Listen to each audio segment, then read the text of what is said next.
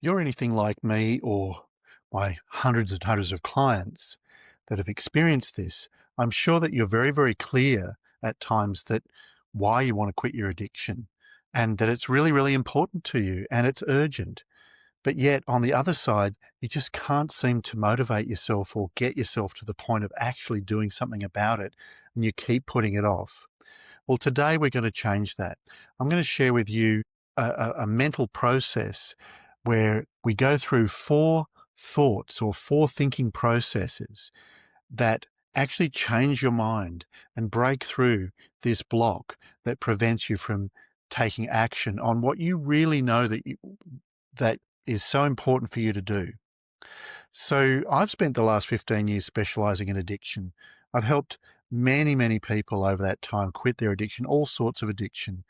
And the approach that I take is a blend of neuroscience and ancient wisdom. It's combining the understanding of the workings of the brain with essentially consciousness-based methods or awareness-based methods. And this is a much broader approach, and this gives us the depth of what we need to understand addiction, because you can't understand addiction just from the superficial view that you're just wanting to eliminate a substance or a behavior, because the addiction's actually coming from a deeper place. The main reason why you're blocked from taking action is because it's your conscious mind that knows that you want to quit, and it wants you to quit, but the subconscious mind is not taking any notice of that. And so there's this conflict, this inner conflict, and that feels like a block. So let's now use what we do have in order to get the conscious and subconscious working together. So the first thing that we want to realize and contemplate is just how powerful our mind really is. Like, we have a superpower and we almost take it for granted. Our superpower of mind, we can break up into 3 categories. The first category is our thinking faculty. This is our ability to conceptualize. Now, let's not underrate this. This is where we can think about something that's not in front of us. It's not happening right now, but we can imagine it. And we can then, in our mind, play out different scenarios by moving concepts around in our mind and trying to work out a solution. So we have this superpower of conceptual thinking. Let's not forget about that. Now, the second thing that we have is our senses, our 5 senses. We have our sensation, feeling sensation, emotional feeling. We have our eyes, our eyesight, our ears, taste, smell, etc. And this is really, really important because the subconscious doesn't just work with the conscious mind, it also monitors our state of being. And our state of being is, in a sense, a combination of our sense perceptions, our feelings, our emotions, and also some aspects of mind as well, like how we imagine the future might be and whether or not we're scared of that or whether or not we're excited about that. And also our memory of what's happened in the past, whether or not we have had some traumatic memories or some successful memories that we then generate a belief that the future might be the same as that.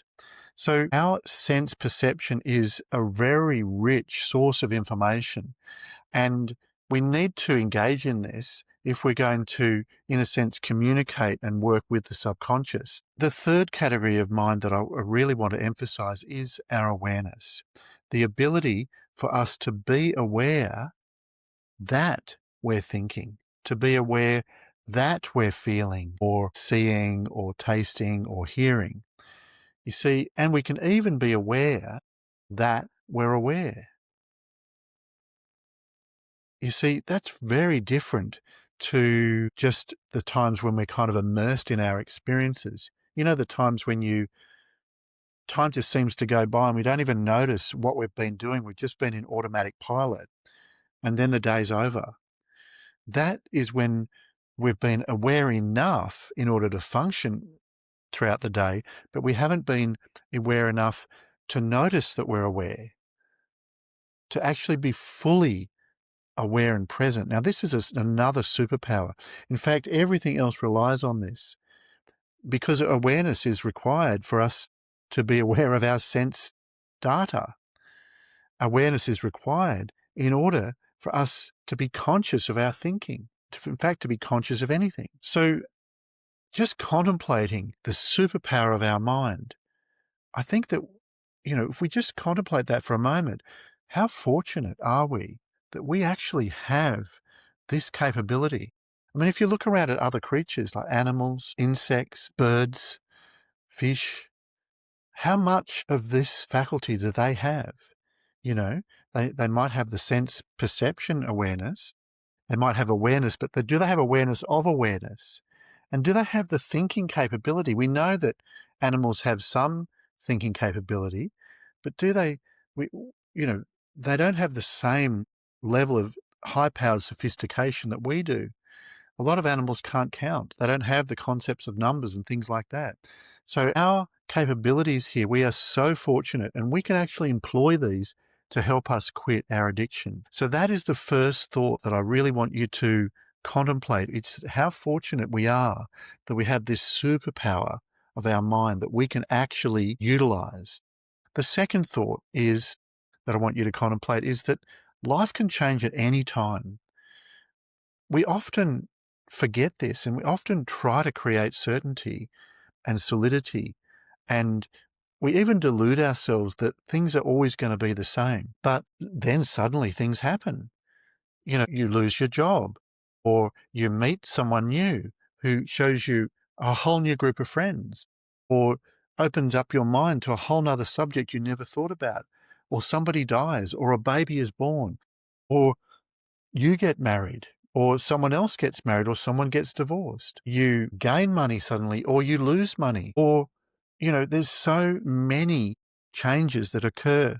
Yet we can often, in a sense, as a matter of almost self-preservation and trying to create a safe zone, delude ourselves into thinking that tomorrow and next year is just going to be like today or this year. But we could actually die at any time. I mean, we just don't know that we could die this week. We could die next month. We could die next year, or we could die in 50 years or 20 years or 30 years. We just don't know. And so when we think about this,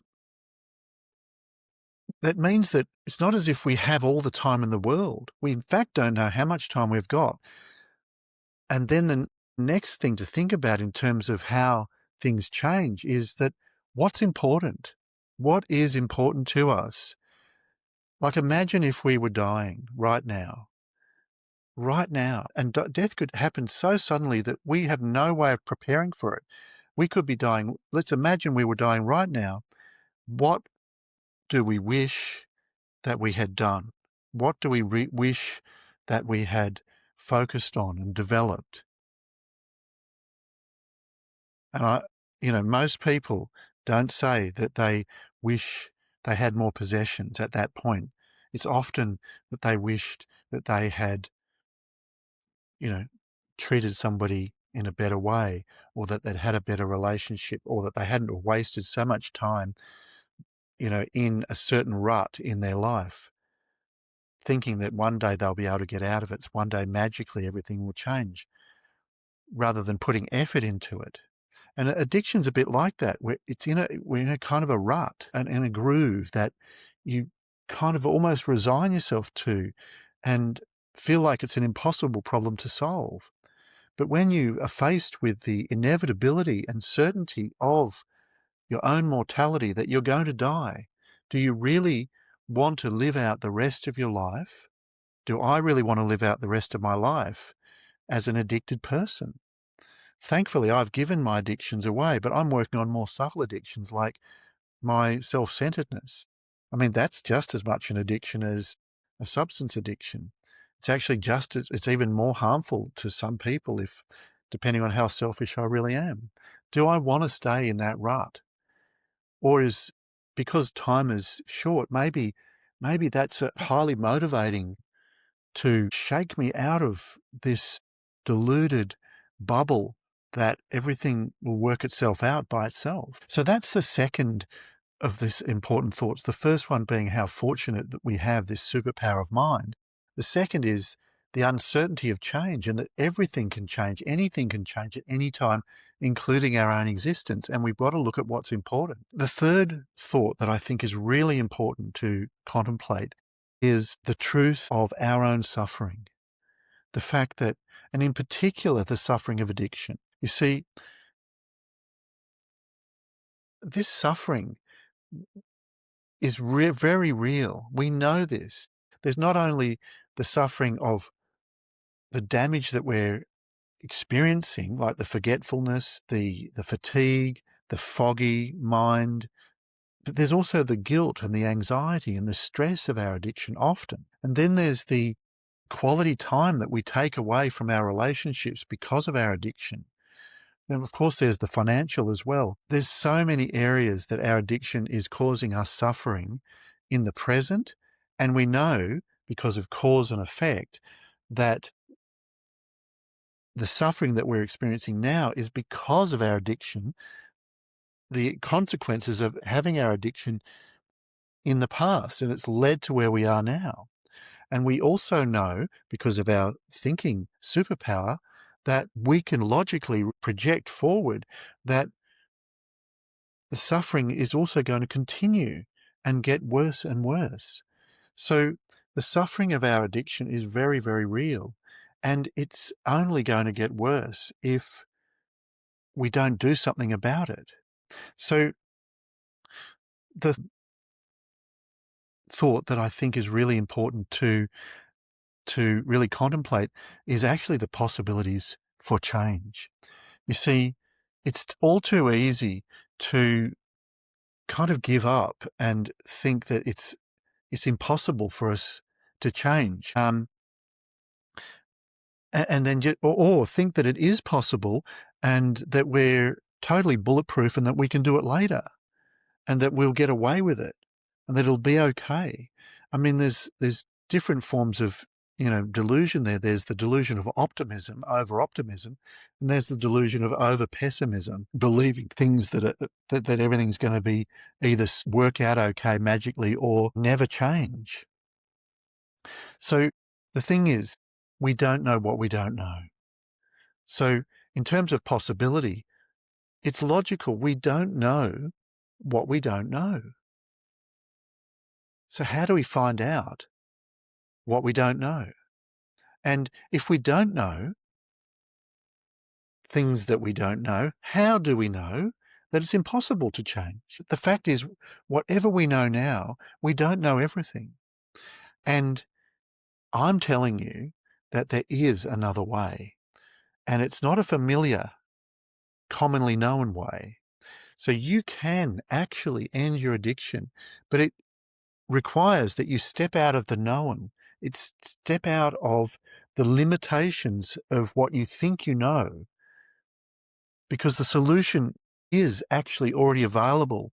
We can use the superpower of your mind and particularly your awareness ability to become aware of the root of your addiction. And I've talked about this in other videos. So there is an actual way, and it's not about using willpower. I've talked about that many times. Willpower does not solve the problem. It does not eliminate the generation of cravings. And that is a big reason for relapse, because if you're tempted, you're not going to do something if you're not tempted. But if you keep getting cravings, you're going to be tempted. So the good news is that one of the possibilities for change is learning a skill. And that skill is a way of transforming cravings so that they don't exist anymore. Now, I've talked in a lot of detail about this in the past, but I'm going to be very summary here. The skill is something that the conscious mind engages in learning, right? But we know that the subconscious is what's generating the cravings. So we need to use our conscious mind to generate a state of being that the subconscious wants more than the addiction. And because of the superpower of our mind, we can actually learn this, because it's not a matter of creating something new. It's a matter of experiencing more of the depth of what we already have within us that is deeper than the suffering of addiction, deeper than the suffering of life, and deeper than the root of our addiction. Because at our very, very core, we have the answer. And awareness can become aware of that. And once you become aware of that, you experience it as a state of okayness, a state of already content, a state where you don't have fear. You don't need anything to feel good. You already are content. You already have what you need. This is an inner state. We were born with it. This can be learned. We can learn to access it. So it's not creating it. We're just learning to uncover it, to access it. And when we access it, it's like whoosh, our subconscious goes, wow, that is exactly what I was looking for. And all the time I was promoting this addiction, this was just a very, very low quality substitute for this deeper state that we already have within us. So there you have it, these 4 key contemplations that really, if you really engage with this, you really think these through, they can have a very powerful effect on your mind and the motivation to embrace the unknown, embrace change as a matter of urgency, as a matter of priority. So that is how fortunate we are, number one, how fortunate we are to have this superpower of mind. The very fact that life can change at any time, that we haven't got any time to lose. We haven't got any time to waste. The very fact of suffering of addiction, the suffering of life, it's a reality, and it causes more suffering. So it doesn't just stop, right? And then the possibilities for change, the real possibilities of for change by virtue of discovering more of what we already are in our core. So I hope that this helps you. I encourage you to re-watch this and then look at some of my other videos to fill in some of the places where I've referred to something but haven't had time to unpack it, like what are cravings, what the role of the subconscious, eliminating cravings, withdrawals, all those things in some of the other videos. But also you could also just go straight to my masterclass, which pretty much summarizes the method, the awareness-based, conscious-based approach to addiction recovery that does not use willpower. The link is in the description, and I could even help you myself if that is what you wish. All right, take care, and I wish you well.